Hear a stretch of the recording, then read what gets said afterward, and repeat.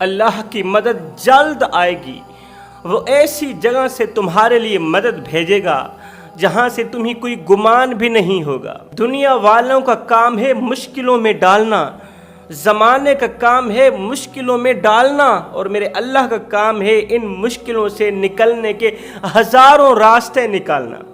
ایک بزرگ فرماتے ہیں، میں ایک مرتبہ کعبہ شریف کا طواف کر رہا تھا۔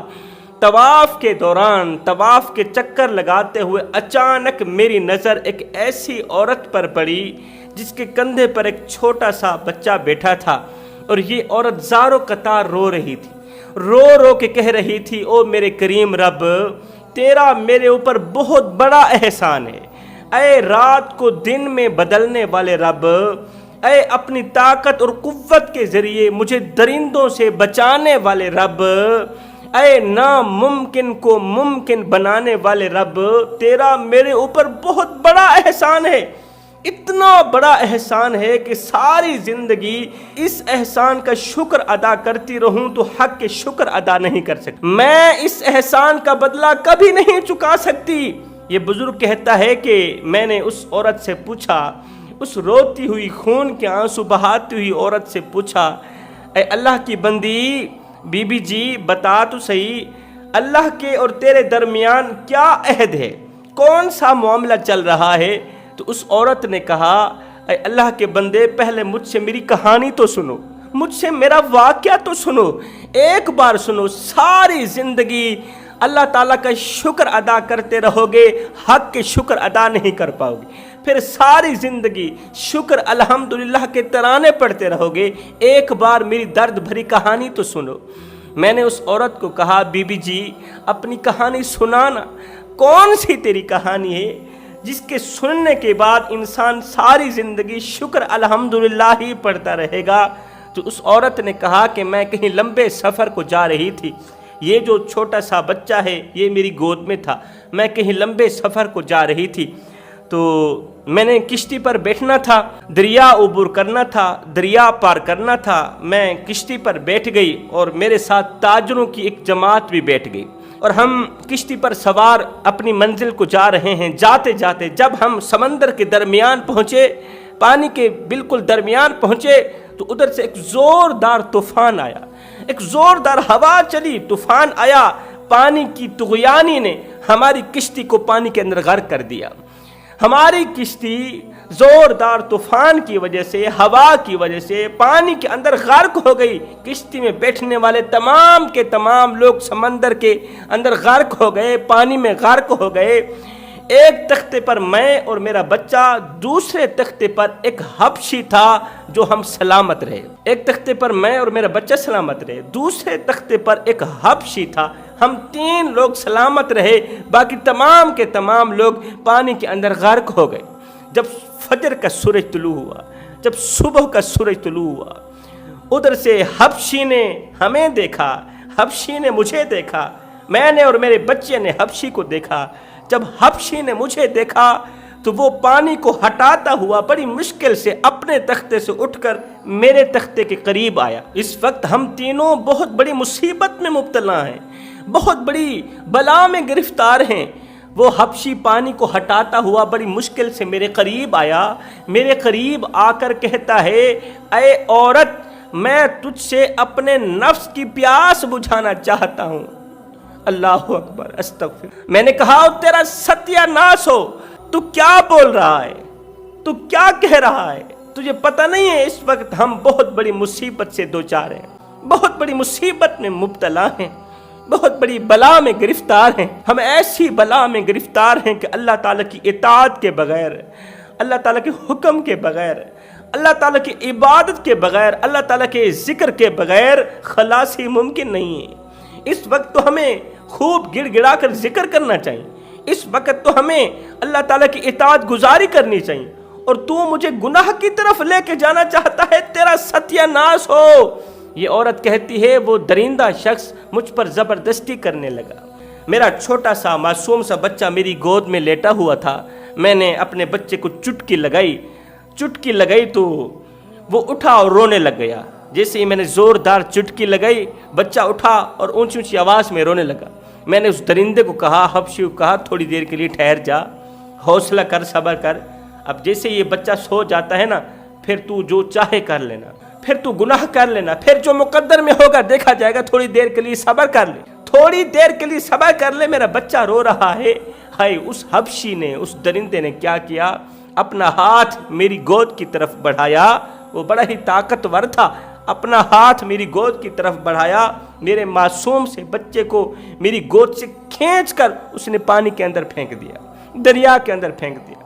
ہائے جیسے ہی میں نے اپنی آنکھوں سے اپنے ننھے منھے معصوم بچے کو دریا کے اندر جاتا ہوا دیکھا، پانی میں غرق ہوتا ہوا دیکھا تو میری چیخ نکل گئی، میری چیخ نکل گئی۔ میں نے آسمان کی طرف دیکھا، عرض کیوں میرے کریم رب، اس حبشی اور اس کی نیت کے درمیان حائل ہونے والے رب، اے طاقت والے اور قوت والے میرے رب، اپنی طاقت کے ذریعے، قوت کے ذریعے میری حفاظت فرما، مجھے اس درندے سے بچا لے، مجھے اس حبشی سے بچا لے۔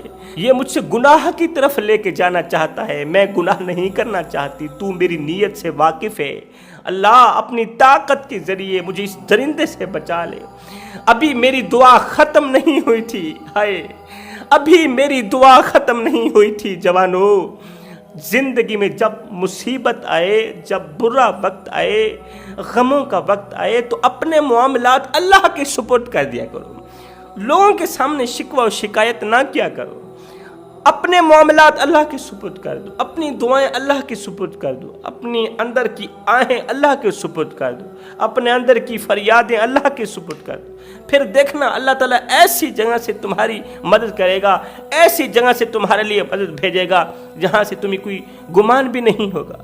جب اس نے کہا نا اللہ اپنی طاقت کے ذریعے، اپنی قوت کے ذریعے مجھے اس درندے سے بچا لے، اللہ یہ وقت میرے لیے برا وقت ہے، میرے لیے غموں کا وقت ہے، میں مصیبتوں سے دوچار ہوں، آج اگر تو بھی میری مدد نہیں کرے گا تو میری مدد اور کون کرے گا؟ تیرے سوا مدد کرنے والا میرا اور کوئی نہیں ہے۔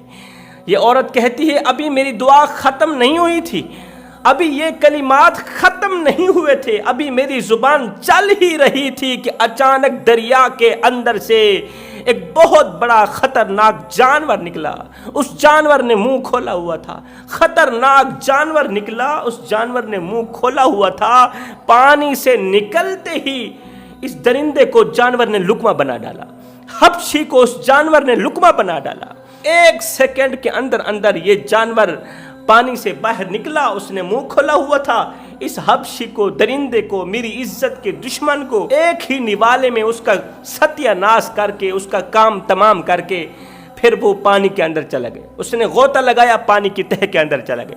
ابھی میری دعا ختم نہیں ہوئی تھی کہ قبول پہلے ہو گئی، کیونکہ اس وقت وہ بیچاری مظلومہ بنی ہوئی تھی، جو حبشی تھا وہ درندہ تھا، جو حبشی تھا وہ ظالم تھا، اور یہ بیچاری مظلومہ تھی۔ اور میرے رسول کریم صلی اللہ علیہ وسلم کا فرمان ہے مظلوم کی دعا کبھی بھی رد نہیں ہوتی، مظلوم کی دعا، نبی کی دعا اور اولاد کے حق میں والدین کی دعا کبھی رد نہیں ہوتی۔ عورت کہتی ہے ابھی دعا کے لیے ہاتھ نیچے نہیں کیے تھے، ہاتھ بند نہیں کیے تھے، دعا پہلے قبول ہو گئی تھی۔ اب وہ درندہ تو ٹل گیا، میرا دشمن ٹل گیا، میں تخت پر بیٹھی ہوں روتے روتے، ہائے اللہ میرا مقدر مجھے کس مقام پر لے آیا، کس موڑ پر لے آیا۔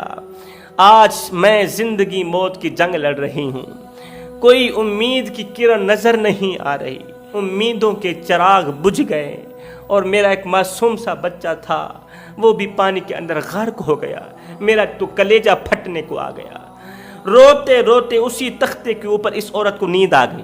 یاد رہے نیند سولی پر بھی آ جاتی، نیند سولی پر آ سکتی ہے تو تختے پر بھی آ سکتی ہے۔ یہ کہتی ہے روتے روتے مجھے نیند آ گئی، جب میری آنکھ کھلی تو میں نے خود کو ایک جزیرے پر لیٹے ہوئے پایا۔ جب میری آنکھ کھلی میں نے محسوس کیا کہ میں سمندر کے درمیان ایک چھوٹا سا جزیرہ ہے، اس کے اوپر درخت ہیں، گھاس ہے، اور میں اس کے اوپر لیٹی ہوئی۔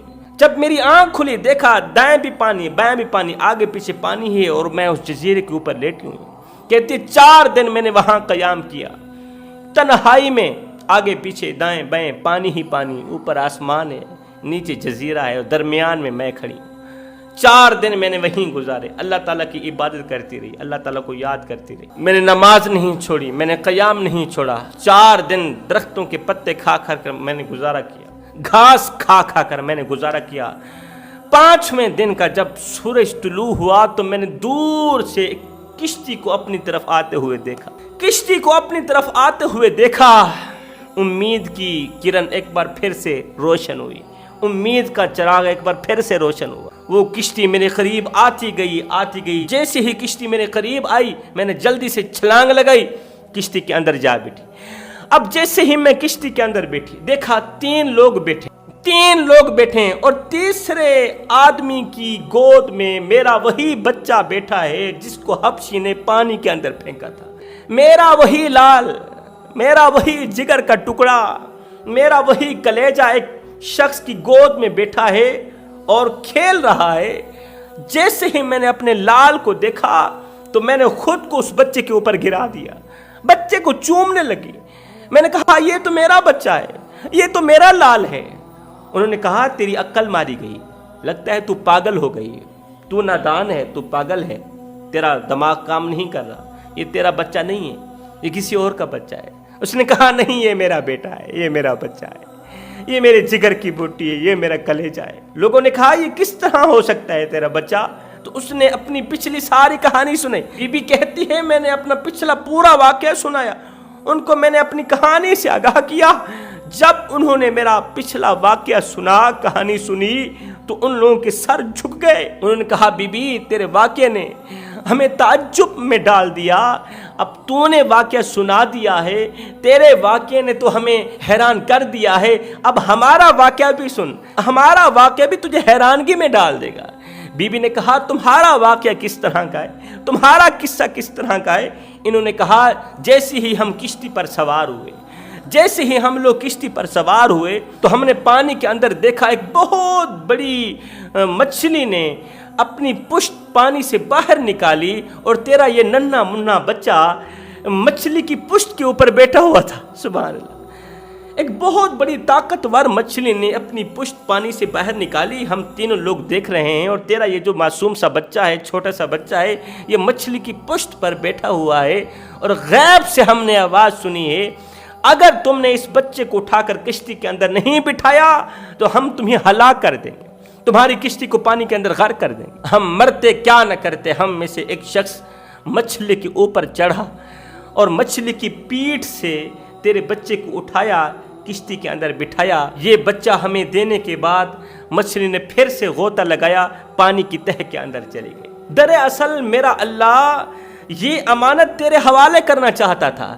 تو نے جو اپنی امانت اللہ کے حوالے کی تھی نا کہ اللہ میرا ننھا منھا بیٹا پانی کے اندر غرق ہوا ہے، یہ پانی کے اندر غرق نہیں ہوا، میں نے تیرے حوالے کی، تو جان میرا بچہ جانے۔ تو نے جو امانت اللہ کے سپرد کی تھی نا تو اللہ تعالیٰ نے تیری وہی سپرد مچھلی کے ذریعے، ہم لوگوں کے ذریعے تیرے سپرد کر دی۔ جب کوئی ہاتھ اور ساتھ دونوں چھوڑ جاتا ہے نا، پھر اللہ تعالیٰ انگل پکڑنے والا کوئی نہ کوئی بھیج ہی دیتا ہے۔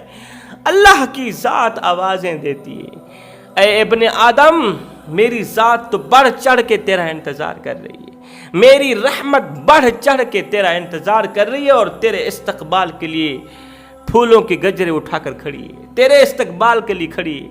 تو ایک بار میری چوکھٹ پر آ کر تو دیکھ، اے ابن آدم ایک بار اپنا سر جھکا کر تو دیکھ، ایک بار میں رب کو یاد کر کے تو دیکھ، بخشش کی حد نہ کر دو مجھے رب العالمین بھی نہ کہنا، بخشش کی انتہا نہ کر دو مجھے رب العالمین بھی نہ کہنا۔